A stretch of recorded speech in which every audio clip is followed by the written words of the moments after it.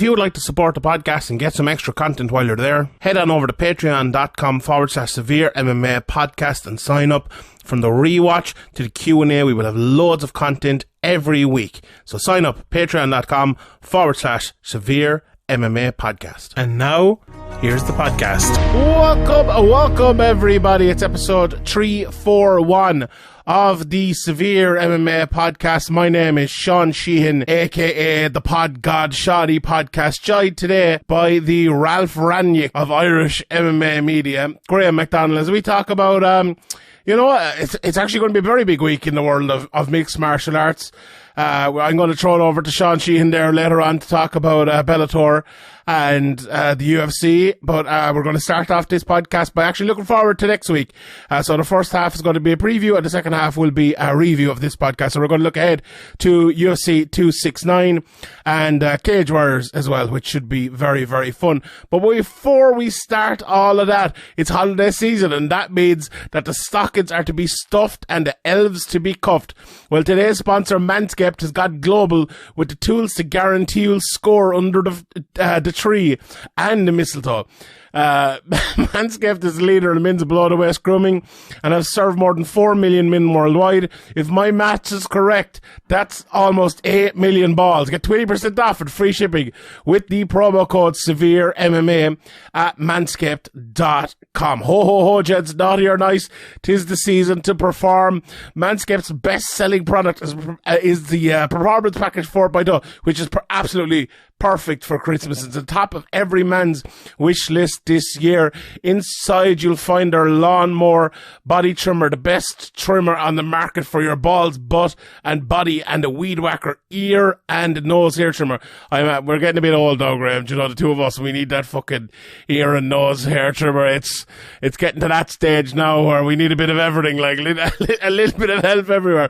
Let's not forget also the liquid formulations even, the Crop Preserver Ball Deodorant and the Crop Reviver. Mine are actually running out here. Manscaped, if you're listening, send me out a few more of them there. To maximize your body hygiene. They're absolutely fantastic after the shower. Lash them on.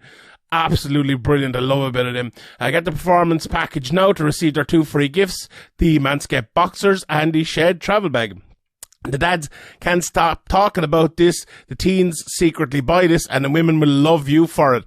Now, these are our picks for Manscaped's surefire win in stocking stuffers. So, first of all, the Manscaped Signature Cologne. I'll be giving one of them to someone anyway this year without a shadow of a doubt. The Shears 2.0 Luxury 4-piece nail kit. I actually have one of them as well. I got the missus bought me one there a while back. She's like, cut them fucking nails. The Crop Mops ball wipes, which are brilliant for your stanky balls, and the Crop Reviver ball toner and refresher as well. Small enough to fit in a stocking, big enough to change a man's life. These formulations are vegan, cruelty-free, dye-free, sulfate-free and paraben-free, so you know their products are legit. Make sure you hurry to their site and ensure these wild gifts show up before the holiday season. And while you're at it, get 20% off and free shipping with the code SEVEREMMA at manscaped.com. Whether it is for you, your partner, your dad, your brother, your friend, get them something that they will actually use, and it's almost sure to get a laugh. So as I said again, get 20% off and free shipping with the code SEVEREMMA at manscaped.com. Go to manscaped.com. 20% off, code SEVEREMMA and free shipping. Be the ballsiest gift giver this year with Manscaped. Right, Graeme, let's get right into it straight away. And let's start with the big one. UFC 269 coming up next weekend. We have 2 massive title fights. On stack here, on deck, Charles Oliveira. I don't know where I mean, there in the middle of that fight. I don't know where that came from.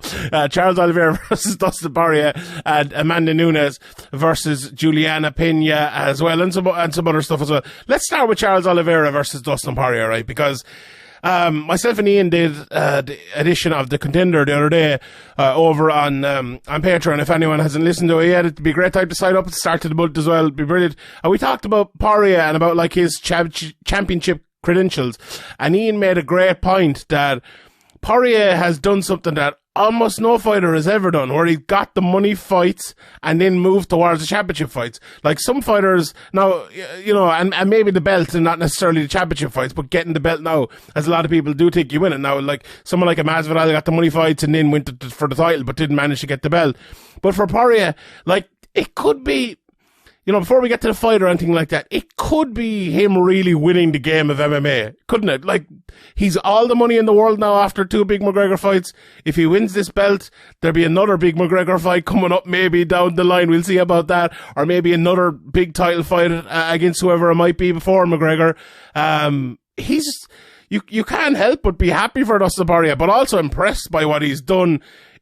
Just in purely in terms of a career, we can talk about the fighting and stuff in a minute, but in terms of his career path, it's been exceptional for him over the last while, hasn't it? Yeah, it really has. He obviously lost to Conor and kind of at 145 and made a move to 155, which moving up a weight class is kind of a more accepted and more done thing these days. But back then, if you were moving up a weight class, it seemed like, especially moving into a division like the lightweight division, where there's a bunch of, upper echelon fighters in the top 15.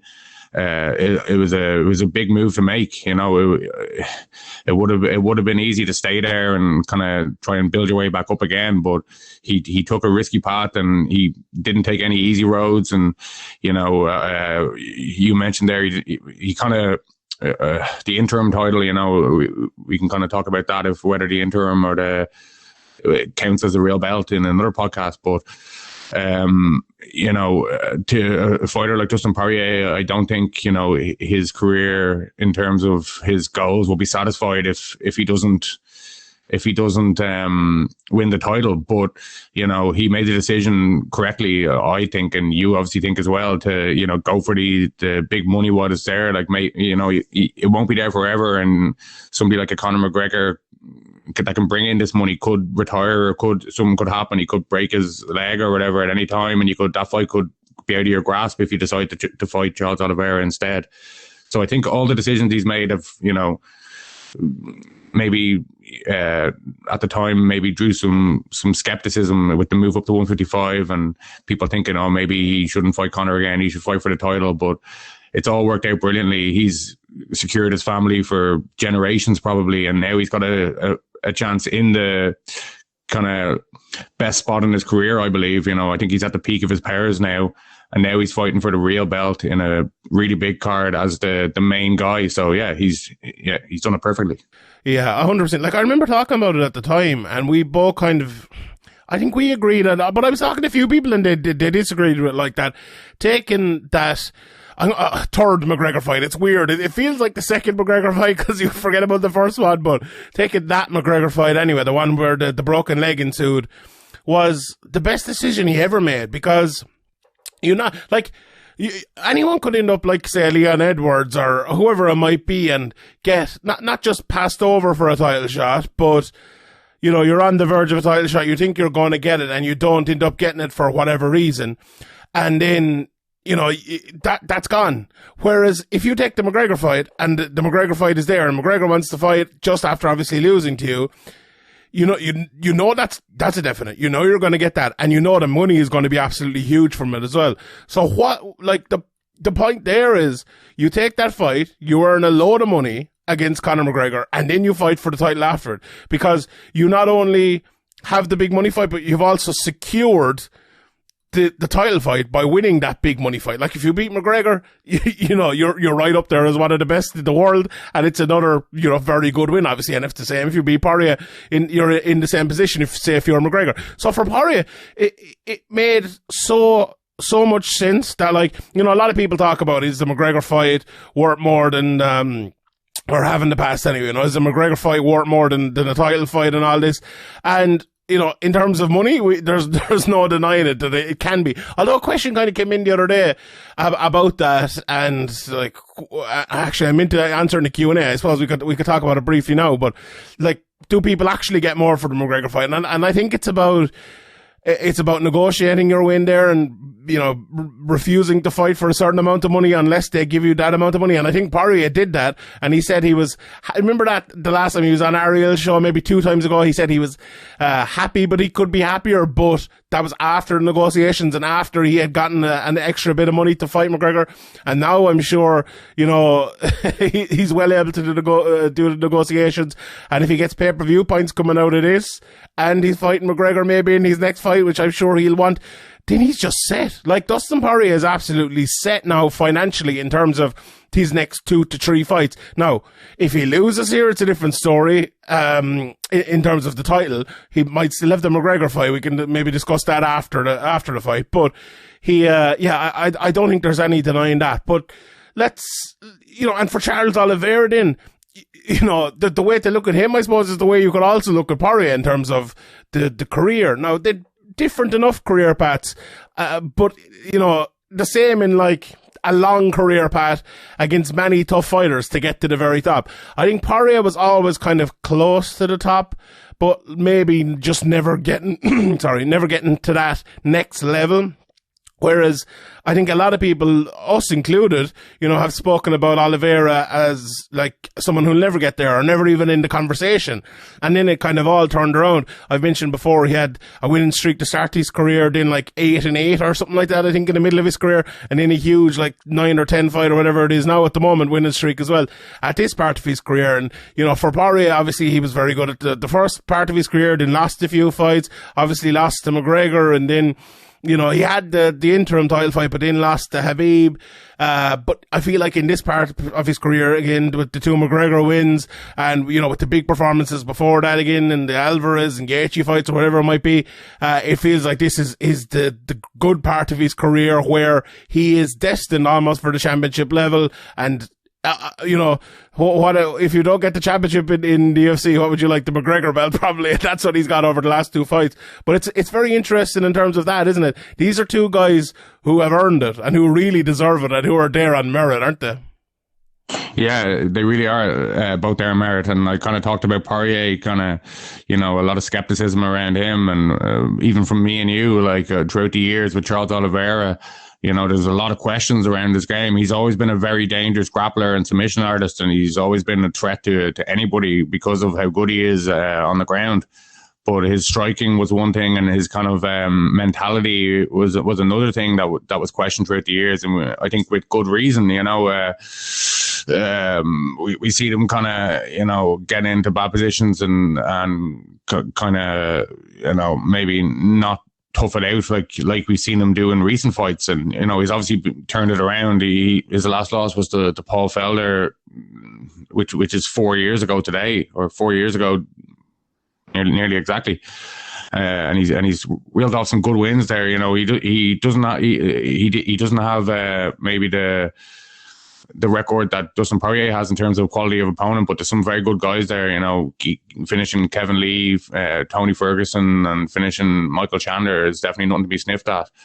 But, you know, I think, you know, always in the back of your mind, there'll be a thing that maybe like Poirier can put it on him and break him here. But I think he's shown enough that he's evolved in terms of his mental game, and obviously his striking has evolved, and his grappling is still very dangerous. So he has ways to win this fight, but it is also, you know, a very tough opponent for him in his first title defense. And, you know, if I had to pick, I'd be going with Poirier here, but I definitely think that Charles Oliveira has met a victory here and is much improved. But I think, you know, Poirier is at the peak of his powers, and maybe Charles Oliveira might be at the peak of his powers as well, but I think Poirier is the more well-rounded fighter in terms of everything.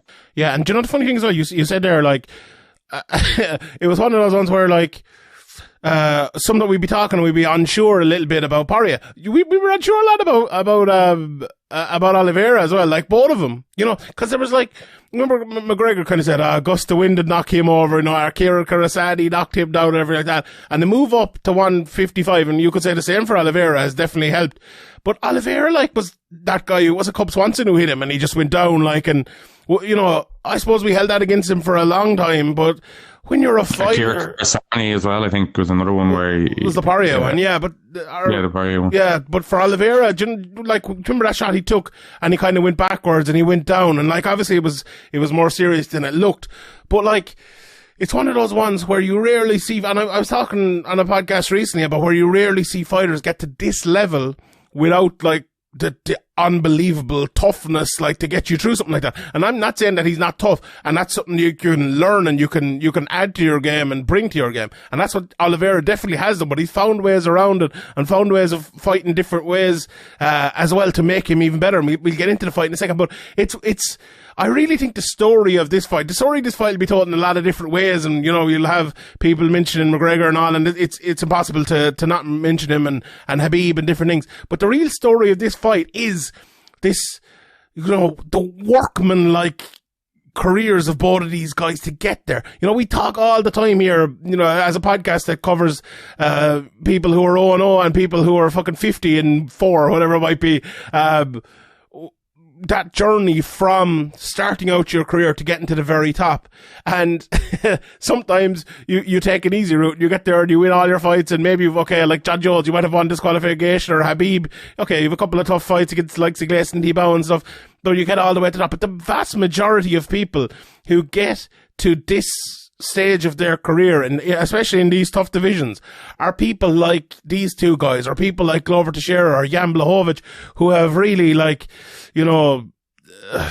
paid their dues, who really, really have put it all on the line time after time and deserve to be in this spot, and these two lads absolutely do. And for the fight itself, you briefly mentioned it there, but let's break it down a little bit more. Oliveira has turned from a guy, and you could say actually the same for Parry. When they started their career as kind of jiu-jitsu guys with a lot of submissions, and Oliveira has obviously kept on his submission game throughout his career. I think for Parry, he's added in like a really, really technical, sexy boxing game, if you want to put it that way, out of the South. I don't know where the word sexy came out of my mouth there, but anyway, let's go with it. But a beautiful boxing game with absolute power. Like, I remember someone said once that Parry was up there, along with McGregor and a couple more, as the most powerful, maybe pound for pound strikers in the UFC, or in the lightweight division anyway, one of the most powerful strikers. And I was kind of thinking about it, watching some of these fights, and I think he absolutely is. But then you look at Oliveira and the kind of the game plan that he comes out with now, which is a little bit like, Jacare tried to do it for a while, and Verdum tried to do it for a while, which is just go balls to the wall, full forward, non-stop. And if I get taken down, look, I have this unbelievable jiu-jitsu, but I'm going to hit you with something really, really hard in the meantime. I'm going to overwhelm you in a way that you're not going to be able to counter me, but I'm also going to be a little bit more technical in that it's also hard to hit me at the same time, even if you do try to counter me and be brave, like Michael Chandler was. Now, Michael Chandler had some success in that fight, but I think they're kind of diametrically opposed in terms of the way they fight.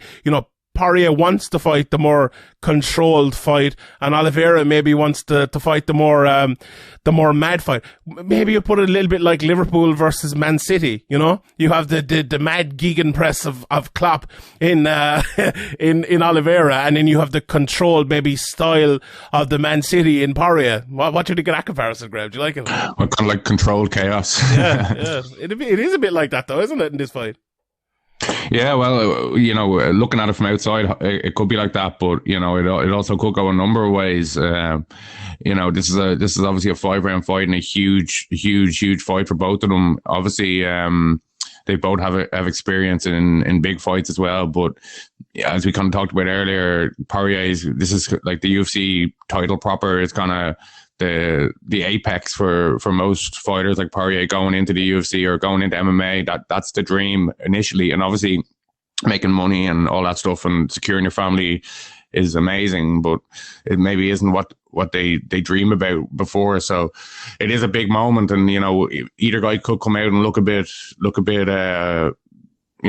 tentative early. We've seen stuff like that happen before, but I think the more likely guy for that to happen to is Oliveira, and obviously he's had that experience against Michael Chandler, but Michael Chandler was kind of in similar or in a different position than Poirier. He was inexperienced he hadn't been in the UFC and all that stuff. So it's a factor definitely to watch out for. But Charles Oliveira is obviously full of confidence now as well. He's on a 9-fight win streak. He's a UFC champion. That definitely, if there was any kind of mental doubts about his own ability or whatever in his own head, they must be banished now. And we know bringing it back to the football reference, we all know how important like momentum is in all sports, and winning kind of leads to winning, and both guys are obviously taking away the Habib loss and Poirier's record. Both guys are on long winning streaks for years. So maybe it won't be a factor, but I think it's definitely something to look out for. Yeah, and I think the for Poirier, before we often talked about his, that mental side of it, and we often mentioned, I'm never a great one for talking about that in terms of how lads lose because of their mentality. I like to think a lot of the time it's because of your game plan or your ability.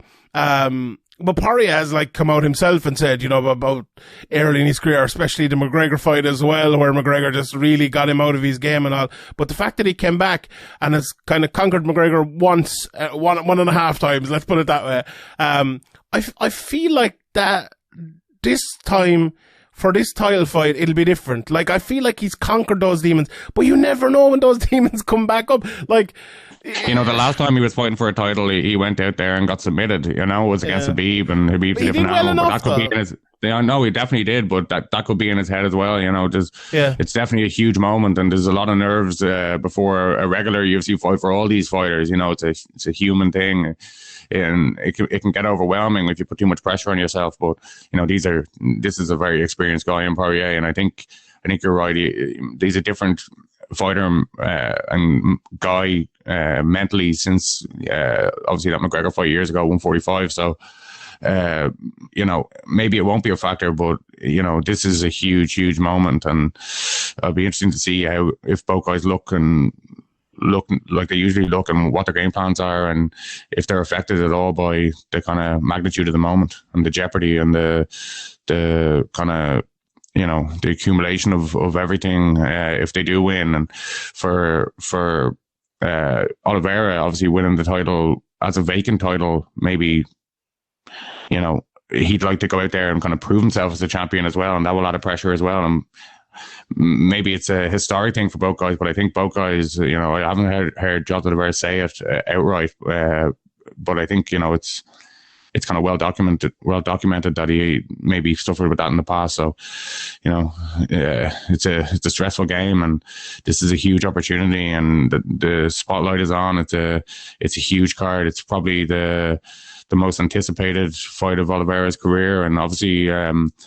Poirier's coming off 2 McGregor fights and had a McGregor fight in the past, which are probably bigger in terms of pressure, but it's definitely a high pressure, high stakes, high jeopardy situation. Yeah, 100%. I can't wait for it. It's one of the most. It feels like it's a little bit under the radar just because it's close to Christmas and you'd nearly forget about this card coming up. But yeah. I think though these days, we talked about it before, the momentum and the kind of buzz and hype around the fights only starts kind of late in the week.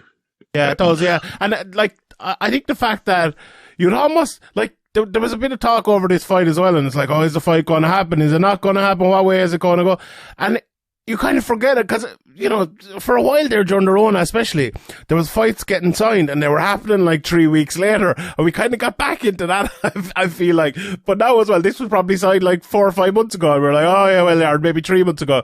And so many fights have happened since that you'd nearly forget about the fact it's being signed. But yeah, as you say, and I think that actually, the fact that is true, the fact that it's the last 3 or 4 days before the card actually happens, that people start talking about it and getting hyped for it, is a very, very lucky thing for the UFC, because if that wasn't the case, they wouldn't be selling many pay-per-views. But yeah, I think this is... Speaking of pay-per-views, how do you see this pay-per-view number coming out. Like it'd be interesting to see like how much of a star Parry can be kind of by himself. I don't think Oliveira is pulling too many numbers by himself, but obviously he's the champion and it's a big stakes fight. Yeah, Amanda Nunes is always good as well as like the second fight on a pay-per-view. Amanda Nunes has pulled over 1 million like 3 times in her career, I think, or twice maybe, but not all down to her. But I think it'll do. I think it'll do pretty well because I feel like people are kind of staying in towards Christmas now, so maybe it's different in America, but I feel like, you know, this might be the weekend before we all go out for our Christmas parties the weekend after, or meet up with our friends and stuff. Well, maybe not in Ireland because everything will be shut down, but you know what I mean? It might be just coming on a good weekend. And I think as well, I was listening to Dave Meltzer's podcast the other day and he was talking about like the biggest draw for the year. And obviously number 1 is McGregor, but he was saying, you know, number 2 is Parry because of obviously the McGregor fights and then Usman after it and whoever else it might be. But I do think it means something. Like it has to mean something that you were one of the main protagonists in the biggest feud of the year, in the 2 biggest fights of the year, in the biggest drawing pay-per-views of the year. Like if a person sees that Dustin Parry is fighting for the title this weekend, if they're watching SportsCenter or Fox News or whatever it might be, and they see it, I think they'll know, like that will matter. Like if they see, Juliana Pena is fighting for the title this weekend, or maybe Jan Blachowicz is fighting for the title, or Yuri Prochazka, it probably doesn't mean very much to him, but Parry it does. Maybe they've also already signed up for the ESPN Plus for the year to watch the last Parry fight, and you know, it isn't as much of a barrier as maybe it was before to go to the trouble of signing up for ESPN Plus and then getting the pay-per-view. So it'd be interesting to see what the numbers are. Like, were you thinking this is going to do over 1 million or under 1 million? Oh no way, no, not close to 1 million. No, I would say 650,000 maybe if they were doing well. It'd be massive if it was 700,000. I would think, like, I think somewhere between, I think about 550 maybe 600. Like if it does, if 550 I think is a very good number. I think 750 is a massive number. You know, I think if they do maybe below 450, that's, you know, that's not great. But yeah, I think it'll be about there. Pay-per-view numbers have bounced back in the last while, you know, especially, you know, since Cerrone came. Remember that Tony Ferguson card that did huge pay-per-view numbers? Are like, wow, what's going on here? You know, but yeah. I think cards around kind of Christmas and New Year's always do a little bit more as well. I don't have the data in front of me or anything, but just off memory, maybe because it's fucking freezing and people are staying in. And staying out of it, lads. But yeah, I think look, we must talk about the Nunes fight as well. Like, Amanda Nunes fighting Juliana Pena, it's not the best fight in the world, but I do like the way Juliana Pena has talked up. And, you know, as we talk about getting closer to fight week as well, I feel like if there is a press conference and a bit of back and forth, Juliana Pena is maybe not the best talker in the world, but is a good shit talker in terms of, like, she'll just talk shit. And as we see with Colby, that has worked over the last while. I think she will talk shit to Amanda Nunes. And, you know, it's not the worst matchup in the world, like, for Amanda Nunes. I know that might be stretching it a bit, but I think Pena is very strong. I think she's good wrestling. I think she needs to push Amanda Nunes up against the cage and try to drag her to the ground to get on top of her.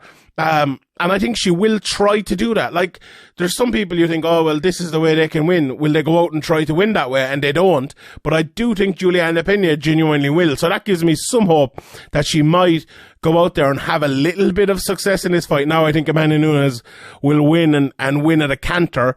But I do think for the first couple of rounds, Juliana Pena will make a fight out of it. And I do think she'll make a fight out of it on the week coming up to it as well, in terms of the shit she talks. What are your anticipation levels of maybe not this fight yet, but in terms of what the fight will be, maybe? Well, I'm always interested to see Amanda Nunes on the scale, because sometimes, you know, she doesn't come in the best shape, but I don't think it'll matter too much either way in this fight. I think Juliana Pena is obviously a good wrestler, as you said, but Amanda Nunes is just too good everywhere. I just see another demolition job here, like an early TKO, or drops her and submits her. It's a really difficult fight for Juliana Pena, and I think it's really is Amanda Nunes' fight to lose. It will be a big upset and a shock to me if she's caused any trouble at all really in this fight. Be one of the biggest upsets in UFC history, I think, without a shadow of a doubt. Like, it's a big time as well though for Amanda Nunes, because Like, what does she do over the next while? There's Kayla Harrison, who's her teammate, who she's probably not going to be calling out. And then it looks like Kayla Harrison's going to go to Bellator, although you'd never know. You know, Julia Budd, one of the only other people that maybe could challenge her, who she's kind of already beaten, if memory serves me correctly, is gone to PFL. And obviously we know Cyborg is in Bellator already. It's a very, very odd time for her. You know, you're looking at rematches in again, if it's Holly Holm or Jermaine Durandamy or whoever it might be. Or, you know, maybe Ketlin Vieira is the one coming through, and Misha Tate just lost to Ketlin Vieira. So. Shevchenko. Yeah, Shevchenko as well, but that's another rematch, and she's beaten her twice already. That's a big fight. Obviously, we all want to see that. I'm not downplaying that fight, don't get me wrong. But, like, let's say she does get that fight, and she wins that. What is there then? Like, there is just nothing then after that. So I don't know, maybe losing here to Juliana Pena would be the way to go. just go in there and fucking tap after 10 seconds. Go, let's have a rematch, you know, do it. But, yeah, and my point I'm kind of making there more than anything is, okay, yeah, over next year it'll be interesting to see what happens with Nunes. But also, like, there must be something mentally if you're in that position where you've everyone beaten, like, and you're about to beat him for the fucking third time. You're about to lap him like Michael Schumacher in the 90s, you know? It cannot be easy to keep getting up for all those fights. As you said about getting on the scale, maybe that's in terms of the preparation, in terms of like it's all too easy, is what you're saying, basically. It is too easy, yeah. And it has been really easy, you know, and you can take your eye off the ball. We've seen it happen in loads of different sports and loads of different fighters, and you know, it can all get a bit too easy. And we can see with John Jones, you know, you can get distracted with other things, or with you know, we can go through the list of people, but you know, I think you do try to make the Shevchenko fight again. I think obviously she lost twice, but you know, most casuals don't know that, or don't have any idea about, have forgotten that, even if they did see it. And the hardcore fans understand that Shevchenko's in a different place now, and maybe she'll lose again, but it will be a much closer fight, and she has you know, a much better chance than she did in the past. And you can make that fight, and you're saying, oh, who's coming after that, but you can kind of worry about that afterwards, you know. Somebody might make a name for themselves, somebody might go on a streak, you know, there might be some kind of split in the camp, or she might fight her teammate, you know, things can change. So yeah, I think it has gotten too easy, and that maybe is why she maybe isn't in the same shape as she used to be for some fights, but she hasn't needed to be, you know. She's come out and won so easily, and I haven't heard anything about her not putting in the you know, the time in the gym or anything like that. So I think she's still training regularly and all that stuff. I don't think she's completely taken her foot off the pedal. But, you know, if Shevchenko was to come in there hungry against her and she was to be kind of not taking it seriously, then that would make a even more interesting fight that she could end up losing. Indeed. Graeme, can I ask you a question? Have you the card open in front of you?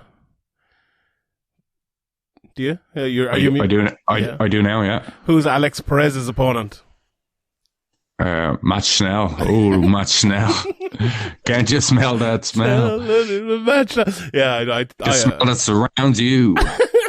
Bit of Morrissey in the middle of the podcast as well as at the end of the podcast. Lynyrd Skynyrd. Oh, Lynyrd. Is it? All right. Yeah. What's Lynyrd Skynyrd's main song again? His most famous song? Probably Freebird or Sweet Home Alabama. Sweet Home Alabama. Yeah. What a song. Fucking chill. But, yeah, look, the undercard is pretty good here. It's pretty good. Kai Kara France against Cody Garbrandt. That's a fucking great fight. Kai Kara France can hit hard, as we've seen in these last few fights. He has issues as well. You know, he's fucking 9 losses out of 31 fights. Don't get me wrong, but, you know, Cody Garbrandt will be the favourite gun in here, I would say. But Kai Kara France can cause him trouble. You know, Sean O'Malley's on this card again, as well, against, Paiva, Jeff Neal. Is Jeff Neal on the card? He got arrested the other day for drunken driving and stuff. It's the UFC, so it'll be grand. Yeah, it'll be grand. He's fighting Ponzinibbio, who Gunny Nelson called out the other day. Great to see Gunny back as well. I've got nothing but fucking friends, things popping up on my cookies now all over the place because of listening to him at Ariel. But anyway, Priscilla Cachoeira against Gillian Robertson, Randy Costa, Tony Kelly, the great Claire Hurler. Ryan Hall is on the card against Derek Minor. Derek Minor's the guy who fights out of James Gallagher's gym. James Krause's gym, I should say, which is the same thing. But he's like a heavy wrestler and stuff. So it's funny. I wonder how he'll fight Ryan Hall. It'll be interesting to see how that goes. Dominic Cruz against Pedro Munoz. Josh Emmett versus Dan Ige. What a fucking card this is. And there's more. Augusto Sakai, Tai Tuivasa, Eric Anders, Andre Muniz, Erden Blanchfield against Miranda Maverick. Whoo! What a card. What a great card. That Dominic Cruz, Pedro Munoz, now that it's on this card, okay, I'm happy enough with it. You know, I'm glad it's on the card. But also, that fight makes fucking no sense. Why didn't, I don't know. It just makes so little sense. Dominic Cruz should be in fun fights. He shouldn't be fighting fucking Pedro Munoz, a number fucking 12 ranked fighter or whatever. But anyway, what stands out for you on that undercard? Yeah, well, definitely. I always like Dominic Cruz. He's different. I always like to, you know, there's a lot of same or similar styles in fights, and Dominic Cruz obviously offers something different. And Ryan Hall historically has, maybe in his last fight, it wasn't the most exciting and wasn't really, you know, what we expect from Ryan Hall. But I think this is a little bit of an easier fight, so we might see him back to his crazy but effective self in that one. So yeah, I think definitely the Dominic Cruz and the Ryan Hall fights, just because something a little bit different. Yeah, indeed, I would tend to agree with that. But a bit of Tai Tuivasa with the walkout. What is it, Spice Girls that he walks out to? All that should be fun as well. So can't wait. This is an absolutely brilliant card, so I'm looking forward to it, and everyone tune in. Right, let's talk a little bit about Cage Warriors. I'm actually going to get Brad on over in Sherdog as well to review these cards, or to preview these cards with me. I won't lie, I've been already doing it, and I had terrible technical difficulties, but it worked out alright anyway. They'll be up over the next few days. But look at through them. Obviously, Cage Warriors 131 is on, Is it Friday and Saturday, if I'm not mistaken? The 11th? It is Friday and Saturday. The 10th. Yeah. 10th and the 11th, yeah. So, on the first night, we have the middleweight title up for grabs. Matt Bonner against Jati Milan. And in the co-main event, that is the lightweight title that was vacated by Joe McColgan, as the King of Middlesbrough, George Hardwick, is taking on Mehdi Ben Lakhtar. Look, two very good fights. Milan is the type of guy who, you know, you go and watch him fight, as I mentioned this preview coming up as well, and you think he's a striker, and then he fucking double legs someone in the middle of the cage. He's one of those lads. Hits hard, is good everywhere. Bonner, you know, fighting out of the next gym, you know, he's going to be good on the ground as well, but his improvements all around over the last while have shocked a lot of people, I think. So that's going to be an interesting fight. I'm a little bit surprised it's the main event, I suppose, but they do like Bonner. Ben Lakhtar and Hardwick, I think, will maybe be a little bit more exciting, but they're two good fights, aren't they? Yeah, I think the Bonner fight, you know, obviously he's had a kind of higher level of competition and a more experienced career, and Milan is coming in, you know, he hasn't fought in 2 years, and before his split decision win against a 9-1 guy, he was kind of fighting, you know, 4-1, 2-2, 4-2, 2-0-1, 5-5 guys. So his level of competition and his activity levels haven't been the same, but he's undefeated, so he'll have that confidence, and he, you know, as you said, he's a strong all round guy and explosive, so he's definitely a danger everywhere. But you know, you'd have to think that with the level of competition and the activity levels, that this is Bonner's fight to lose. I wouldn't be so sure, to be honest. I don't know. I think it'll be closer. I'm interested to see the betting odds when they come out on that one, to be honest, because like Milan could be one of those guys. You know, he's 7-0 fighting. I think he's fighting out of France. Whenever you see someone like that, and Ian Dean is putting them in a title shot, I'm like, whoa, I wouldn't be betting against them. But yeah, I think it'll be fun. But the co-main is going to be. Like, that's going to be fight of the year contender, I feel like. I don't think Mehdi Ben Lakhtar can have a boring fight. And George Hardwick is always in fun fights too, a good stand-up fighter. You know, he had a great fight with, or a good fight with Richard Kiley, and he fought well in his last Cage Warriors fight as well. So that's a really fun one. And the winner of that, fighting against Joe McColgan in the new year, if that happens, whew, that's a lot of fire there in that Cage Warriors lightweight division. I remember I made like a bracket for a Cage Warriors lightweight division there about a year ago maybe. And, you know, Oban Elliott was in it, and he's got up the welterweight. Redzer was in it, and he's gone, and, you know, half of them are gone now. But anyway, it's it's still fun, and there's still a lot of talent there to be enjoyed, and this one is definitely going to be a fun one. I spoke to Oban Elliott last week. You know, he's one of the best up-and-comers in Cage Warriors. He's fighting Matter Flaminis, though. Matter Flaminis' record is insane. And when I asked Obed about that, he was like, to be honest, I didn't even know his record. And I looked at it after I'd accepted the fight, and I was like, oh, Jesus, he's fought all those lads. But Obed's hilarious. If you haven't listened to that interview, it's up on the Sherdog YouTube. He's a real character, and he could be the next guy. I think he'll be the next guy, honestly. You know, he had a heart problem and he had to get cleared, something like Dan Hardy, and Dan Hardy actually helped him get back and get clear to fight with Safe MMA and everything. And, you know, fighting down at 155 wasn't great for him. Now up at 170, you know, he fought George McManus, who's a huge 170er in his last fight, and now he's fighting Flaminis as well, who's, you know, one of the best in experience. 11 fights versus 5 fights. That's a big difference in experience there, especially for a guy only in his second fight up at welterweight. So, you know, and I know Flaminis has fought around the weights a little bit as well, but don't get me wrong, but that's a big test. If Oban Elliott wins that, he'll be right in there. You can't beat Matter Flaminis and kind of not be in that title picture. And only 6 fights into his career, maybe that's a little bit quick for everyone, Cage Warriors included, but you can't maybe deny him that. But I'm really looking forward to that one and the rest of this card as well. Yassine Balaj is on this card. Jean Ndai, who's been around for a long time. I know he was retired for a while, wasn't he? And he came back. Kingsley Crawford against Liam Gittins, Ben Reese, Luke Riley as well. So it's a good opening night for our Cage Warriors. And then on the Saturday night, they have another 2 title fights. 135 and 125 are on the line here. Dominic Wooding. You know, I spoke a lot to Brad about Dominic Wooding, and, you know, I think Cage Warriors kind of have high hopes that Dominic Wooding could be their next star as well. He's fought the likes of Franz Malambo and, you know, very early in his career, lost to Andy Young, and I think myself and you, Graeme, both have seen him fight live a good few times, because he's fought in Ireland, you know, on those Bama shows a while back, and it's kind of, he's one of those guys who's really risen through the ranks in the hard way, you know, in the Peter Queally type of way, where he's taken the tough fights and fought the who's who of difficult style matchups like Andy Young that you mentioned, you know, a hard-nosed wrestler, relentless, decent on the feet as well, just keeps coming forward. Like, you know, most strikers coming in looking to be loose or early in their career, kind of looking to build the KO, the highlight reel. But Dominic Wooding, as you mentioned, came in and, you know, he's 8-4, but, you know, he never took an easy fight. So losses by decisions to, like, split decision to Dean Garnett. You know, we've seen Dean on the scene for a long time as well. He's a dangerous guy to be taken on in only on one of your first fights. And Andy Young, as we mentioned, and Blaine O'Driscoll, who he beat. You know, these are some tough guys that he's taken on, and it stood to him well. And, you know, he's obviously at the top of Cage Warriors now, and you know, and a nice highlight real win or an impressive victory here, and maybe another one, and he could be in the UFC. So you know, maybe the Bellator thing will hold him back a little bit from that.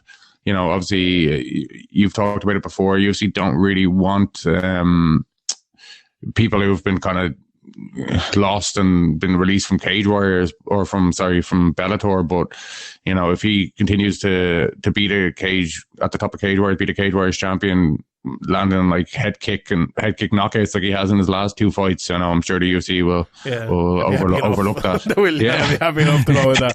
If you're exciting and you can perform in like the European market well, and you're an exciting striker, you know, the UFC will probably overlook that. Yeah, and Carlos Abreu, big opportunity for him as well, you know, coming in and his Cage Warriors debut, I believe, right for a title shot. So, you know, I don't know much about him. I tried to look him up there, and I couldn't find much. Maybe I'll find it by the time the fight comes around. But yeah, that's a big one there. But the co-main event is maybe the tastiest fight of the week in Cage Warriors in terms of like the drama. So Creasy and Shanks fought for the title in the last fight. Shanks missed weight, and then Creasy won by submission. But the replay afterwards showed that there had been a tap by Creasy previously. And that it wasn't seen, and I think there was a disagreement over it, but they decided to rematch anyway. Big thing here, can Shanks make weight first of all, and how will the fight go? Like, Creasy had lost twice for the title coming into the last fight, now he could come into this fight. There's so many integers to this one. Like, will Shanks make weight? You know, what if he doesn't make weight? Will Creasy still take the fight, even though he's kind of given him the title fight? If he does and Shanks wins, what's going to happen then? Is the title going to be vacated, or is Creasy going to hold that to? Didn't Creasy have lost 3 title fights? Surely he has to make weight. Yeah. hopefully, but you never know. But it's, you know, it's Brad kind of described to me as Shanks is one of those guys. He's a 130 pounder, you know, he's kind of caught between divisions, and coming down to 125 is always going to be tough. But that's one you have to keep an eye on all week, and that's going to be an interesting fight. The last fight, like, I wasn't expecting it maybe to be the funnest fight in the world, but it was a back and forth for what did it go, 2 or 3 rounds or something like that, and that's definitely one to tune into for again. So those 4 title fights, looking forward to all of them. And then the rest of this card is really good. Figlack brothers, 2 of them. I'm always interested to see the Figlack brothers. Obviously, you know, the only loss of both of their pro careers is to Ian Gary. Like, between them, they're 12-1, and they're really, you know, big prospects, I think. You know, obviously, it's no easy fight against Kent Companion, but I expect Matthias Figlack to kind of bulldoze his way through and kind of continue doing what he's been doing. You know, we've all seen the things Ian Gary has done since that fight, and obviously that was only the 3rd fight of Figlack, or Matthias Figlack's career, and since then he's had 1 decision and 3 finishes against, you know, maybe not the top guys on the roster, but decent guys, working his way up correct, I think, you know, not going too fast, but not taking too easy fights. But, you know, obviously Dominic Wooding did it a different way, but I think this is the safe way to do it. And I think, you know, these are 2 good matchups. Obviously, Ian Dean is the matchmaker with Cage Warriors, and he's like, you know, developing these guys properly, and it's you know, it's the way it should be done. You know, if you want to be if you want to learn your way up, and, you know, maybe in 2 or 3 fights, either or both of these guys could be fighting for a title, and maybe win a couple there, and be 10 or 12 fights into their career, and be in a much better place experience wise, and just all around to go on to a bigger promotion like the UFC. Like, I don't think Capine is as easy a fight maybe as you're making out there. Like, Will Fleury made that fight look easy, but Will Fleury is, you know, a raw bastard. He'll push you forward and pull you to the ground and make you fucking mince meat out of you there. Like, I think Figlack, maybe he has to prove that he can do that at this level. We've seen his striking, and we've seen his all-around game, but I think it'll take something like that. Like, Kapainen has a lot of boxing matches and a lot of kickboxing on his record, and I think it's a tough matchup. I think Figlack, I believe in Figlack's all-around game, and I think he will have that game to do that. But he's going to need a good game plan to beat Kapainen. There's no doubt about that. I think on the feet, that's a tough fight for him. So I'm looking forward to what he does. And like Mike as well, I think Mike is really, really talented. But, you know, he beat Oban Elliott as well, who I was talking up earlier on. And I know Oban's got up in weight now, but, you know, he's really, really good as well. And I agree, they're 2 fantastic fighters. You know, Stevie McIntosh is, I think that's the right, I agree with you. Ian Dean is, I like the Kapainen fight as well, don't get me wrong, but I think they're both good matchups. But yeah, I would definitely take the McIntosh one over the Kapainen one, maybe. But yeah, I'm looking forward to that. Tobias Harila is back as well on this card. He lost to William Gomez on the last Cage Warriors trilogy, and with, you know, the kind of the 3 lads at the top of that 145-pound division, obviously the 2 champions, Huge and Vucinic, and then Morgan Charrier as well, not on this one. He has a big opportunity here to get his win back and get right back in that contention. I don't know what the crack with Gomez is. I don't know if he's still with Cage Warriors or what he's doing or where he is, but, you know, maybe he'll be back as well. But we will see on that one. But Harila has a big opportunity to put his name right back in it here, and he has a big fight as well against Jair Jr., who fought in Bellator not too long ago, if I'm not mistaken. And in the undercard as well, Jamie Richardson is on it. Brad was mentioning Tanio Pagliarico. He's supposed to be a very good fighter. He's fighting Aidan James. Aaron Abbey versus Samir Fadin as well. That's a fun fight. So, you know, really, really good 2 cards here from Cage Warriors, and a really great weekend of mixed martial arts. If you're over in the States as well, LFA have a card on on the same night as Cage Warriors 131, probably a little bit later than that. They've actually 2 cards on that night as well, or they've a card on the night before as well. So, you know, they always put on some good American cards if you're that way inclined. And, you know, it's you know, I think a lot of these promotions are trying to get their cards in before the end of the year. But anyway, actually, before we go, what do you think of Kevin Lee getting released from the UFC, Graeme? What was your first reaction to that? I don't know. It seemed a bit harsh. Obviously, it was said he tested for Adderall, which is like I don't know too much about it, but apparently it's a popular drug in America for kind of ADD and things like that, or people who can't concentrate and stuff like that. So I don't really know the advantages of it in terms of USADA, but you know, we've seen guys, it's definitely on the banned list, so we shouldn't be taking it, but we've seen guys take things that, to me, from not much knowledge of it, seem worse and, you know, not be released. And Kevin Lee, you know, he may not be a huge draw or anything, but he's a kind of, you know, well enough known fighter and in exciting fights and stuff. So I was surprised that he was released, but you know, maybe he was asking for things behind the scenes that they didn't like, or maybe there's some kind of disagreement back then. When you're when you're a guy who's constantly injured, right? You fail a drugs test, you haven't reached your potential. You're probably never going to reach that potential, if we're being honest. Like, I'm not me to take the UFC side here, right? But I was talking to Spencer Kite about him. We'll talk more about it on the state of the UFC, which we do towards the end of the year. But he kind of said it to me. I was like, yeah, it's a good point. Cause I was kind of thinking, oh, Kevin Lee, you know, cut as well.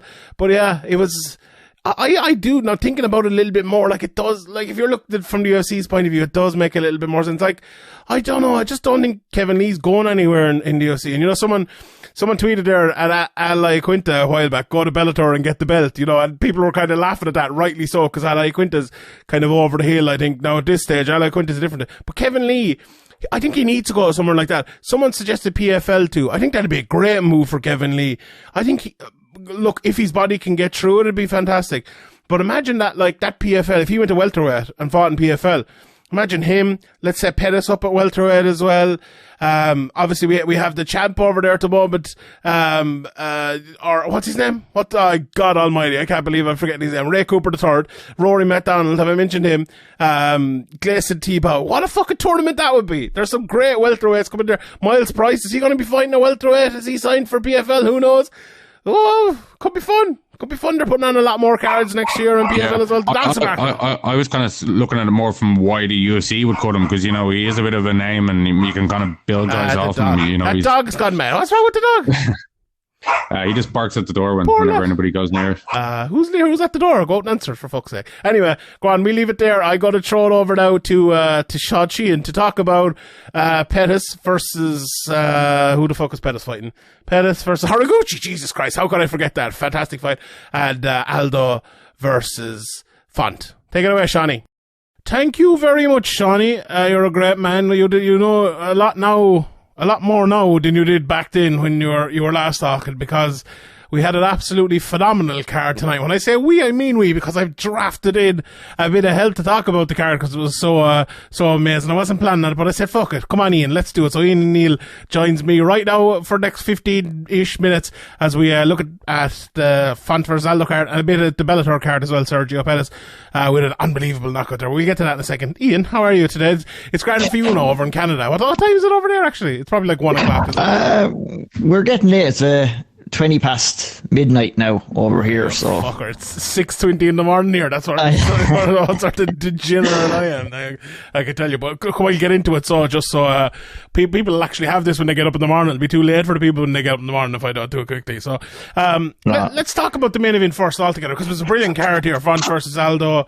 And the main event itself was a phenomenal one, I thought, in terms of like, look, I talk about it all the time. I don't talk about it all the time. I talk about it irregularly in terms of when we see great fighters making great adjustments in the middle of fights, because it doesn't happen very often. But that's what we saw tonight. If anyone tells you any different, don't listen to them, because that's exactly what we saw. It was brilliant by Jose Aldo. Rob Font came out, and he came out quick, and he was winning that fight. And, you know, I think the broadcast kind of missed a little bit, and a lot of people I saw on Twitter and stuff missed it a little bit as well, what actually happened in that first round. Because Font was winning the battle. You know, he was going forward, and Jose Aldo was trying to go forward at the same time. We talked about it a little bit in the preview show. You know, who's going to win? Is it Jose Aldo's style or is it Font's style? And Font's style won early because Aldo was trying to go forward too and it just wasn't working for him. Font was quicker than him. He was landing better strikes than him. It turned into a boxing match. He said there was no leg kicks and stuff early. And Aldo, in the middle of that first round, realised it. There was one stage, there was a big flurry of combinations between both of them, and Aldo kind of, I wouldn't say he got hurt, but he definitely got hit, and he got hit hard, and Font didn't. And I think Aldo realised that shit. He's like, well, what are we doing here? Like, what am I just doing this for the goodness of this fight, or am I going to go out and try to win this fight and try to fight the right fight? And I think at that stage he did. He realised, or he maybe he didn't realise it, but he tried to adjust, and what he did was, he took a step back. He said, right, I'm losing this round. Let's take a step back and see what's happening here. And what was happening was Aldo was going forward and trying to be first. Font was going forward and trying to be first. And Font was winning that battle of being first. But when Aldo stopped trying to be first, and Font could every time, Font didn't have to be on the front foot trying to be first all the time because he could just do it. So that non-stop output of Font and that non-stop winning of Font stopped. He was still winning for a while, but he wasn't winning like every battle because there weren't as many battles. There were fewer battles. And Jose Aldo took that away. And then he started winning off the back foot. Font started coming forward and Aldo started slipping and ripping, hitting him with shots. And as they came towards the end of the round, he was doing that will. And he hit him with a beautiful shot and nearly knocked him out at the end of the first round. But I have a lot more to say about this fight as we go through it. What was your take on that first round, Ian, before we get into anything else, I suppose? Yeah, I think that you covered the first round quite well there. And I mean, we had talked about it time and time again that truly great fighters can make those adjustments mid-fight, and they need to. When you're fighting at the highest level, you need to be doing that. And Jose Aldo did that tonight. I think what happened with Aldo as well is that he kind of realised too that I think Rob Font wasn't really going to be able to devastatingly hurt him, which kind of gave him a little bit more confidence to sit in the pocket and land those big counter shots. And that just proved to be the case nearly the whole way throughout the fight. And it was an absolutely sensational performance from Aldo. I mean, I'm practically speechless. What more can we say about that man? To be able to produce a performance like that and the twilight of his career, you know, the scorecards won't reflect. The fight was a lot closer than what the scorecards would reflect like, but I do still think that Aldo wasn't really ever truly in trouble, bar the swelling around his eye. And it was just unbelievable. And I really think, you know, him taking a step back, introducing the leg kicks midway through the fight. We talked about the takedown. He introduced takedowns as well, just kept Rob Font guessing.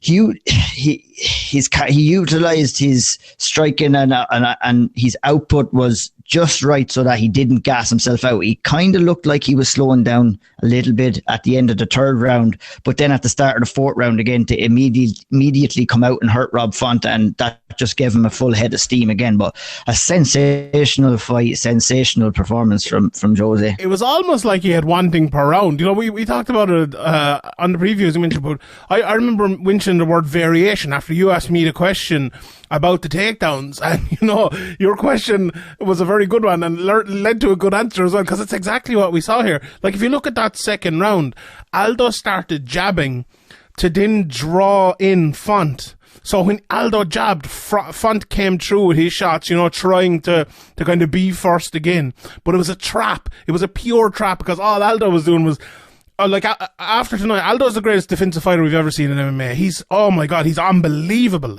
After what he did tonight, it was incredible, the defense he put on there. But he was happy enough to let Font come in, attack him, and then he was just defending and countering and hurting Font every time.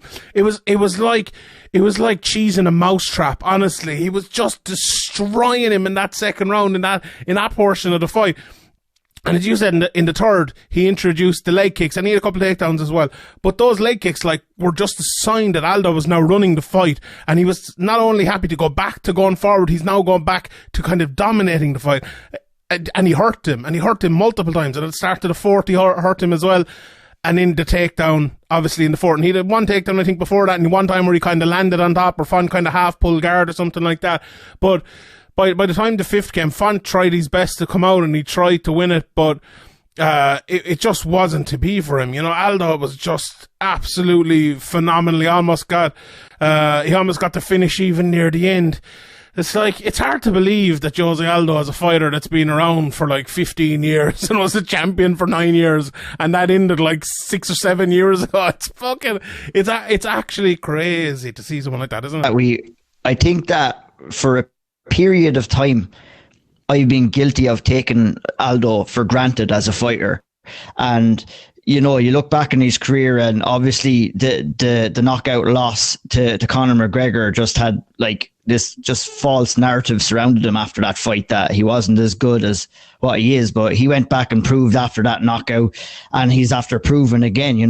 He came up into the bantamweight, or went down to the bantamweight division and had a horrible start. And I just don't know how do you dig deep and find the will and find the effort and to get yourself back there? I mean, I don't know what they're doing. Isn't he joined up with the Brazilian Navy? I don't know what the hell they're doing over in the Brazilian Navy, but whatever they're doing, it's certainly working for Aldo anyway, because I mean, he looked sensational tonight. Like you said, it wasn't just a win. It was a convincing win. It was a one that has us all thinking again that, he is capable and is deserving of a title shot, or definitely that number one contendership fight. And I was delighted to hear him call out TJ Dillashaw after the fight as well, because that is the fight to make. Please, please, please make that fight. Yeah, we talked about it in the preview show as well, and I wasn't too gone on this fight, to be honest. And it's hard to question the TJ fight now. He's put himself in that discussion, and not that he wasn't in that discussion, but I feel like that discussion was more born out of where he is in the rankings rather than what he should be at this stage of his career. But after that performance tonight, you have to readjust that again. You have to put him back into those sort of fights again. You just have to. It was so good. It was so good.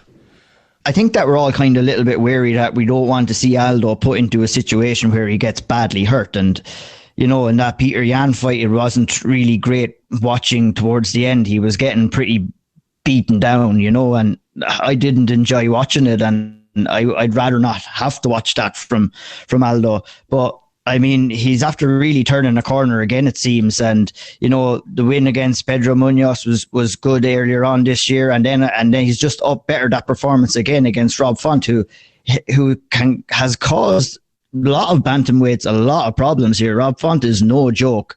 And Aldo just owned that fight tonight. I was so impressed. I mean, he is one of the greatest fighters of all time and will go down as one of the greatest fighters of all time, without doubt. Without a doubt. You can't watch that fight tonight after watching Aldo down through the years and not think he's one of the greatest. Okay, a win over Rob Font, maybe might not be it, but a win over Rob Font at this stage of someone's career furthers what they've already done in their career.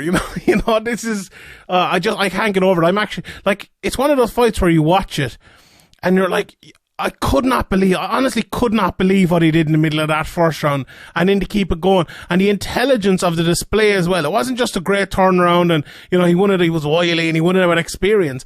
But even the takedowns, right? Was it in the second round he got on top for about 2 minutes, and then he added in the leg kicks after that. But why did he add in the leg kicks? We talked about it in the preview show about since Aldo moved down in weight, but also since he came into the UFC, he was fighting 5-round fights, and he had the cardio issues against Hominick. He stopped throwing leg kicks a lot more. You know, he stopped throwing leg kicks a lot more. That makes no sense. But you know what I mean? He didn't throw as many leg kicks as he used to throw.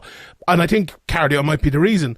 But the fact that he had 2 minutes on top, basically resting against Font, then he came out in the third round and said, well, you know, I'm recovered now, I'm back. This is a 3-round fight. Let's start throwing leg kicks, because I have the cardio in my back pocket here to do it. I also have a takedown in my back pocket if I need it, which he brought out in the fourth. Although, you know, obviously Font was hurt, but it was just brilliant. It was just a brilliant all-round display. Savvy, smart, didn't look any bit slower than he's ever looked. Look, obviously in the first couple of minutes he did, but that was an adjustment to the style, I think. But, you know, absolutely brilliant. Go on, what were you going to say? The experience of Jose Aldo really came out in show tonight. You know what I mean?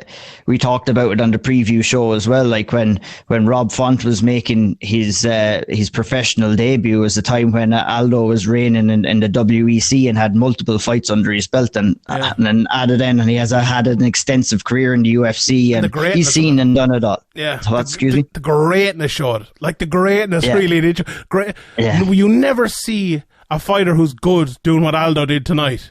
A good fighter won't do that tonight. It's only great fighters who adjust like that. It really, really, like sometimes you'll see someone getting tired and then someone else wins and stuff like that. Rob Font wasn't tired. Rob Font was still going. Rob Font was still fighting as well as he fought throughout the first 3 minutes of the fight. It's just Aldo turned it.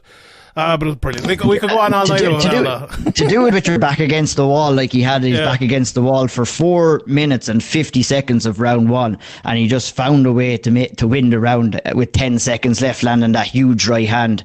And you know, if that fight had went on maybe 10 or 20 seconds more, it could have been all over in the first round, you know. Yeah. And he came close to stopping him on a few occasions. And credit to Rob Font for hanging in there as well and surviving all of that, you know. And he'll learn massively from 100%. This fight as well. Yeah. And he'll be back again for sure. Yeah, definitely. It's a learning fight for Rob Font. You can't be in with someone as good as that and not learn from him, you know. So, yeah, I'm looking forward to seeing what he does next. But overall, look, it was a really, really good card. I suppose we'll quickly run through the prelims and talk a little bit more about the main card.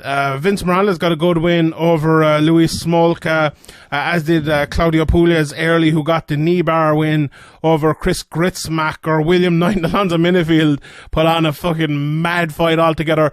Great judging there to give that fight to William Knight after Alonzo Minifield had absolutely nothing and held him against the cage for 3.5 minutes. Knight didn't do much either, let's be honest, but at least he landed a couple of shots early and a couple of shots late, and that's enough when the other guy doesn't do anything with punches, anything with submissions. Like, just holding a person there doesn't score. So that was great judging for me. Shane Boyes got a good win over Mallory Martin there. Brian Barberina and Weeks put on a good fight. Manel Cape looked absolutely phenomenal. Dusa Todorovic got a win as well. What stood out for you on that prelim card? It was a pretty exciting one. Like, I'm buzzing after this card. It was a great card, but the prelims were pretty good too, weren't they? Me too. I'm absolutely delighted you asked me to come on, because there's no way I was going to be going to sleep straight away after the card. I can burn off a little bit of steam now by talking about it. But for me, the standout performance on the prelims, I mean, Manuel Cape showed the true fighter that he can be tonight against Samigulov, who's a really good fighter as well. I was really excited for Cape coming into the UFC, because the fight that he fought tonight was what he was doing to guys over in Ryzen, and that's what got him the title over there. You know, very, very slow start. You know, he missed weight, lost fights, came in against good opposition, but he's found his way. An excellent flying knee knockout in his last fight, and an absolutely sensational combination. Like the replay, go back and listen to the replay. You can hear the sound of those punches when he was landing them. It was absolutely vicious, and you know, he really has found his groove in the UFC. And Cape definitely has a big 2022 ahead of him. He's a couple of big fights. He'll definitely be fighting a top 10 guy next, that's for sure. He did the Ronaldo celebration. CR7, I saw that. Even better, yeah. Savage. Go on.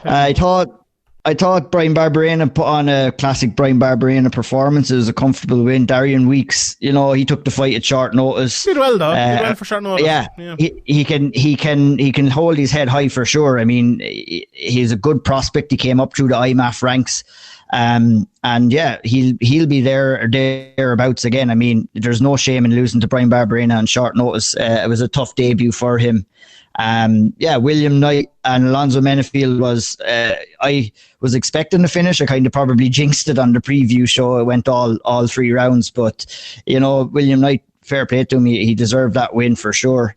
And I think Todorovic and the prelims headliner kind of saved his job. Basically, he was on a losing streak going into this fight, but put on a solid performance against Maki Pitolo. But a really, really solid prelims card, and that got us nicely warmed up for the main card. Yeah, and that main card, it was phenomenal as well. Like, starting out with Mickey Gall versus Alex Morona. I had the bet with Nick Baldwin over on Twitter, and he ended up losing that bet. Alex Morona won it. Just dominated Mickey Gall. I actually thought Mickey looked better maybe than he's ever looked before on the feet. He hurt Alex Morona in a big way, I think, in the second round, and the commentators didn't really seem to want to call it. I'm not going to go all out in the commentators as well. Even Bisping was bad tonight, but he's sitting inside DC, so what can I fucking say? But a really, really... Must be contagious. It fucking is. A really, really good performance from Alex Morona. Brendan Allen, I thought he was just about winning against Chris Curtis, but a close one. But Curtis again. This guy, you have to keep an eye on this guy. Spencer Kite spoke about him maybe a year ago at this stage, I think, over on the State of the UFC, and I've been kind of keeping an eye on him since, and I think everyone should. 6-0 this year, knocks out Brendan Allen. What a performance there. And then we had the fucking Clay Guida fight. The Clay Guida fight, just getting beaten from pillar to post, and then he comes back and submits this world champion. Those 3 fights, pretty good, aren't they? Yeah, unbelievable. I think going back to the Alex Morona fight with Mickey Gall, I didn't think it was a great matchup for Mickey Gall. I also didn't think that Alex Morona fought to his best of his abilities tonight. I've seen him fight much better in there, but credit to Mickey Gall. He did look good. You can see those improvements, and that was a tough fight for him. Chris Curtis, unbelievable. I mean, he was giving out about everyone writing him off, and I think that Brendan Allen might have been guilty of maybe overlooking him a small bit there tonight as well, and that cost him big time. Like Curtis with 6 wins this year, and all those wins have come at like 3 different weight classes as well. So I mean, very, very impressive year for Chris Curtis, and he's a couple of big fights coming his way next year too.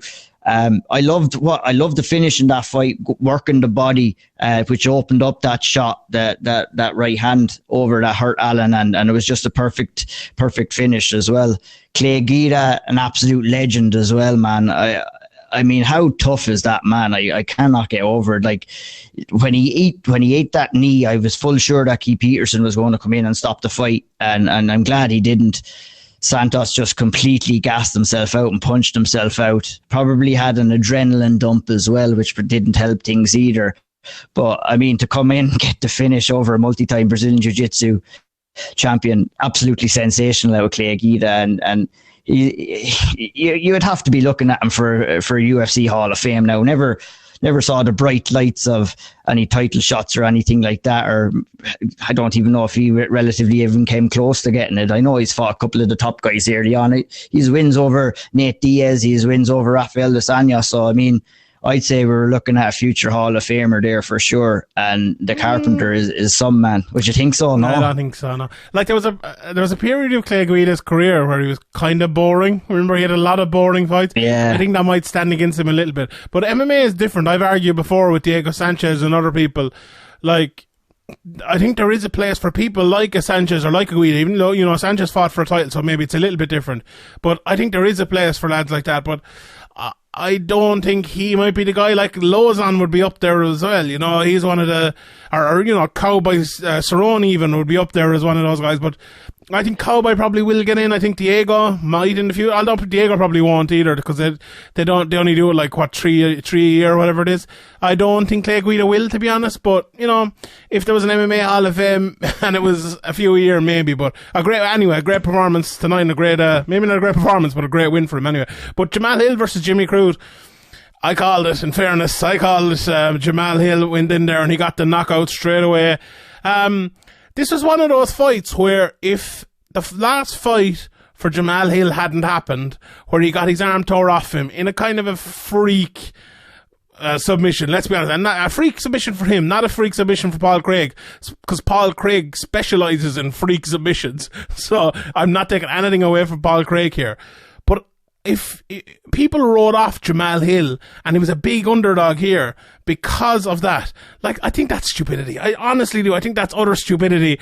And he proved that. He just came in here, almost knocked Cruz out in the first few seconds, and then did knock him out, not long after. How much was it? 48 seconds into it. Just destroyed him. He looked more powerful. He just looked like a different level of fighter, and absolutely just decimated Jimmy Cruz and made it really look easy. I think he's championship level. I think he's going to get all the way there. What do you think? If you're going to have that loss against Paul Craig, what you need to do is what Jamal Hill did tonight and just come in and absolutely obliterate your next opponent. I thought his boxing was savage tonight. We didn't get to see too much of it. We only got to see less than a minute of it, but just real tight combinations with massive power. And he was thrown to kill from the very first bell. And that first one, as you said, the first combination he landed nearly knocked out Jimmy Cruz, and the second one was on money. And he has a bit of a chip on his shoulder as well, which will make him even more dangerous as well. So we're going to see him in a couple of big fights again next year as well, for sure. It was a really, really good performance from him. And yeah, I expect some big things from him as well. We say it time and time again, a loss, a fighter will come out of a loss. And I think losses at certain parts of different fighters' career can only benefit them. And it looks like that has benefited Jamal Hill. 100%. I couldn't agree more. I couldn't agree more. Like, some people, they need it, they need it. Like, I was talking to Ben Elliott even there last week, and he was talking about, the loss in his career. And it was a different sort of loss, I suppose, but some lads need it early, some lads need it at different times in their careers, and some lads it'll wreck them. So it's, it was definitely one. I agree with you, there. But the co-main event then, Fiziev versus Riddell. Oh, this was a barbaric fight, and not barbaric in terms of technique. I think it was a beautifully technical fight, but in terms of power, this was just, it was hurtful. It was one of those fights you watch, and I was tweeted before this fight happened. I was like, put the kids to bed, because we're about to see some blunt force drama. So we are, and it was unbelievable. I mean, Fiziev is some fighter. I just love watching him fight. Like, the confidence that he has in his chin. One thing that I thought about that fight tonight was, and I think it stood to Fiziev in the fight, was that he was much more relaxed of the two fighters. I thought he was loose in the pocket, whereas I felt that Riddell was kind of a little bit too tight and maybe a little bit too wary of the power and the counter shots of Fiziev. But it was sensational. Fiziev his range of striking tonight. He was throwing in some elbows. He opened up a couple of nasty cuts. He took a few shots himself as well, but sometimes you have to take a few to give a few. But the spinning heel kick knockout was sensational. He had a beautiful switch of stances before he did it, because he also has a really good body kick. His right body kick is very good. So when he switched stances, it forced Brad Riddell to circle the opposite way, and he circled right into that spinning wheel kick. So it was perfectly set up by Fiziev, and this guy is a major player in the lightweight division now. Yeah, I thought the knockout was a bit of, like, we'll talk about Pettis and stuff later on. I thought the knockout was a bit, it wasn't great by Riddell, to be honest. Like, the way he stepped over so open in that position, I think a big part of it was there was a big head clash in the middle of the first round, I think it was. I think both of them were a little bit wary about coming in, in certain positions. Say when they were, Fiziev was switching a lot between southpaw and orthodox, and kind of when they were both coming in on the switch, they were kind of fucking clashing heads, and they did it maybe 3 times in the first round. If you watch, they hit clash heads really badly once, but almost clash heads a couple of times. And from then on, they didn't really do it. And it kind of changed the fight and adjusted a little bit. I thought Riddell won the first round, if I'm not mistaken, and then Fiziev the second. But in the third, like, that step out from that side and being so open against the guy who throws kicks like that, you just can't do that. Like, I think that was, type of shot that does land in round 3 of a fight. Like, I mean, you're a little bit tired, you're after taking a few shots already, maybe you just can't afford to lose that little bit of focus, and that seems to be what would happen. I think he was kind of set up perfectly for it as well. Fiziev showed some great footwork tonight as well to move Brad Riddell, because you were dead right about the clashing on the heads, because they're two fighters that want to impose their will on the fight. And that can always happen when we've seen it time and time again, where you can come in and get those clashes. But I thought that throughout, as the fight progressed, that Fizayev's octagon control and his footwork had Brad Riddell moving backwards. And I think Fizayev was fighting the fight that he wanted to fight before, for maybe rounds 2 and for what we've seen in round 3 as well. But really, really great fight. I really enjoyed that one. It really lived up to all the expectations. It was actually the first I had for Fiziev and the second I had for Riddell. And I remember now because Din Thomas was going on about like, oh, his body language is winning the rounds with the judges. And now look, he could have won that round because it was a very close round. Both of them were relatively close. But I just thought that was hilarious. What do you think of the stoppage? That was the one Herb Dean came. Oh yeah, that was a good stoppage. Yeah, I think he was hurt. I think Herb had a good night. Herb had a good night tonight overall. He had another good stoppage. I was thinking about it though, right? It does not make up for all the bad stoppages. It doesn't bring back those brain cells. It doesn't make up for him being the worst commentator. I'm mixing him up with DC. Worst referee in the world. Like, it just doesn't make up for it. I know I see somebody like Ariel tweeting that. Yeah, where credit is due though. Yeah, you do, but he doesn't. Like, if he had built it up, like if Mark Goddard makes a mistake, you know, he has it built up because he's been a great referee for so many fights and he saves so many fighters. You make a mistake, you make a mistake. But if you make 100 mistakes and then get one good call, how much fucking credit do you actually deserve? I'm not buying into that one now much, to be honest. And I'm not going to start fucking sucking off Herb Dean because he made one good stoppage in the last fucking year. Like, no thanks, you know? I'm not accusing you of doing that, but I saw some people online doing it now, and it's like, all right, calm down. I just credit the stoppage tonight, but I mean, yeah, you're dead right. It was a good stoppage. Yeah, it was a good stoppage. Yeah. Anyway, yeah, but Fiziev is like, he's going to fight someone really, really good at the top of that division. I would love to see him fight Makhachev. I know Makhachev is fighting Dariush now, but. Holy hell, that's a fucking fight. I think they're going to see that fight down the line, sometime down the line. Like, like Fiziev is going nowhere in that division. I mean, looking at he'll move into probably the top 10 now. You could probably maybe give him somebody like Gregor Gillespie or somebody like that maybe next, and see, or someone like Rafael Dos Anjos might be a good fight for him. That'd be a great fight. Let's do that. Right, great up and down UFC card. Fair play to you all, lads. Congratulations. Let's move on to Bellator and talk a little bit about that. We'll just talk about the main event here, but I'll quickly run through what we had on the undercard. Kyle Crutchmere kind of took down Oliver Inkamp and won that fight over decision. Spike Carlisle and Dan Moraes put on one of the best fights of the year. If you haven't seen this, it's up on YouTube. Go and watch it. An unbelievable comeback by Spike Carlisle, who is a bit of a scumbag. Go and Google him and look it up, because I feel like the Sound of Violence ads will give out us, so I don't mention it. But I don't know. He's the best guy you want on your promotion. But a great comeback and a great fight. Mike Hamill kills Mata, not the best in the world, with a couple of decisions in the world. Hamill won that one. Montalvo won the next one. Cocelli won the one after that. And then Kai Kamaka and Alexander Sabley as well on the undercard. Johnny Eblin is a real prospect you have to look out for. I think he must have 10-0 now, is it? He called out, who did he call out? What's your man said? John Salter in that middleweight division. That'd be a good fight. I wouldn't mind seeing him fight Fabian Edwards either. I think that'd be a good fight. But he's definitely one to keep an eye on. Josh Hill got a beautiful KO, it was 140, but he's 135er. And obviously the 135-pound title in the main event. On the same night, they announced the 135-pound tournament, which I'll talk more about on the Q&A, but he is now the alternate for that, so that's big for him. Jeremy Kennedy got a unanimous decision over Emmanuel Sanchez, not a classic. That one was a good fight, not too bad. And in the main event, Sergio Pettis versus Haraguchi.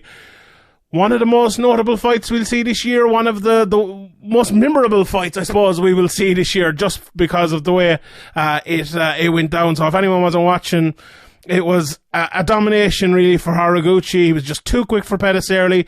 Pettis was trying to counter but couldn't land anything. Haraguchi got a takedown. He was winning on the feet. His speed was just too much. In the second, there was another takedown for Haraguchi. Pettis just couldn't do anything to him. Takedown again in the third.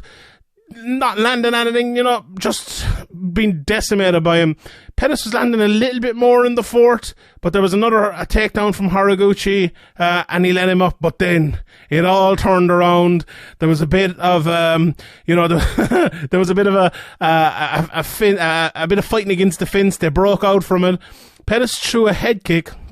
It went over the head of Haraguchi, and as he spun with the kick, he span all the way around and threw a spinning back fist and knocked Kyoji Haraguchi spark out with it at the just after the midway point of or a good bit after the midway point of the fourth round. It was one of those ones where if you're watching it live, you didn't see it. I'm sure some people saw it, some people picked it out, but I didn't see it, and I saw. I think you said it as well, Ian. I saw a few people saying it, that I thought it was a head kick at first, because on the camera angle and at the speed in which he threw it and the way his body moved, it didn't look like he landed it. But then you go around, you see it afterwards, and it's like, holy shit. And it was a holy shit moment anyway, because he just fell back, and you're like, did he head kick him? Did he knock him out with the head kick? It was one of those moments where, and we have a lot of fights, obviously we watch, and we're there, and I'm there as well, 5 o'clock in the morning. I know you're there at night, probably watching it by yourself with, or maybe the missus, and I'm not a big one for roaring and shouting anymore, but I shouted when I heard that, and I was like, "Oh shit!" It was insane. That was exactly my reaction. It was like it was one of those knockouts that just got you out of your seat. I was like up on my feet, and I was going, "Oh my god!"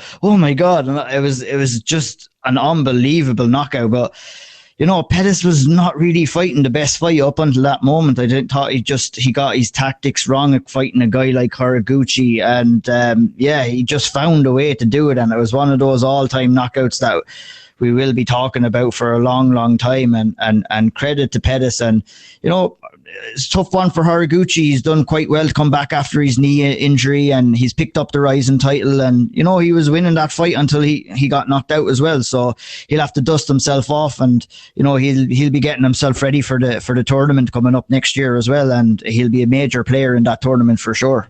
As I think it was Ben Folks who said it, he was winning that fight until he wasn't. It was one of those ones where it was just. It was almost going to stay that statement. Yeah, it was insane, and like credit to both of them. Great performance from Haraguchi, but what a win! It's fucking unreal. I was like going nuts, and I was saying like it's stuff like that happens in mixed martial arts is why I love the sport. I love it. You just never know, and that level of uncertainty if anything can happen, or if a fighter loses concentration for 1 second and gets clipped, and it's just the swings of momentum that happen sometimes in MMA. It just makes the sport so exciting, and I just love it. That knockout last night, the card tonight.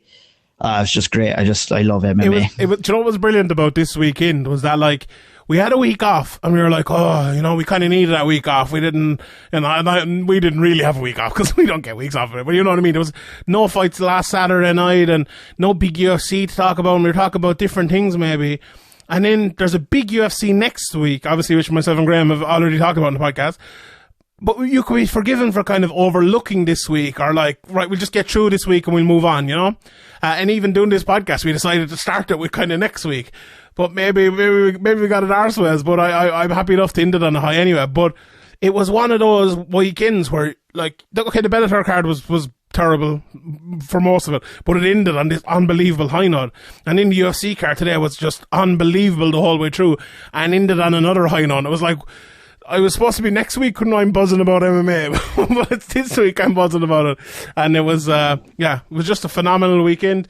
If every weekend was like this in MMA, we'd all be a lot happier and all be good. But we can't complain about it too much. The MMA gods looked after us tonight, that's for sure. The last UFC card was a tough one, but I said it after that. You have to take the good, or you have to take the bad ones with the good ones, and we were treated this weekend. And we have another great card coming up next weekend as well. So it's a good time. It's a good time to be an MMA fan right now.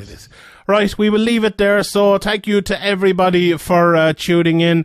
Thank you to both Graeme and Ian for joining me today. If you like this episode, please give us a thumbs up wherever you're listening to it. Whether it's YouTube, Spotify, SoundCloud, wherever, give us a subscribe. Let's say if you're listening on Spotify, click subscribe, and then go over to SoundCloud and click subscribe. subscribe in a few different places. It'd be great. We're almost up to, well over, we're almost up to 2 million listens everywhere, but we're almost up to 1 million listens on SoundCloud itself. So that's absolutely fucking massive for us. So we really, really appreciate everyone, appreciate all the support. Patreon.com/Severe MMA Podcast. If you haven't signed up yet, there's no better time. There's some fantastic stuff up there at the moment. This week, Graeme on Wednesday speaks to Andy Ryan. It's a great interview. I've listened to it. We'll have a Speaker's Corner this week. We'll have a contender coming up either this week or next week. Myself and Ian here are going recording 4 of them this week. So we'll have a lot coming over the Christmas.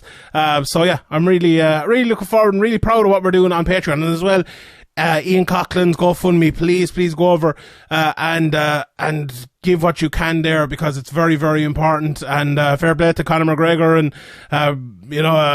Fergal Davis, aka Finn Balor, who's given to that, and everyone else as well. You're doing great stuff. So and fair play to John Kavanagh and Andy Ryan and all those lads as well for setting up that seminar. So it should be absolutely fantastic. Right, everyone, that's it from us. Follow us, Severe MMA, Ian O'Neill, Sean Sheehan, and we'll see you all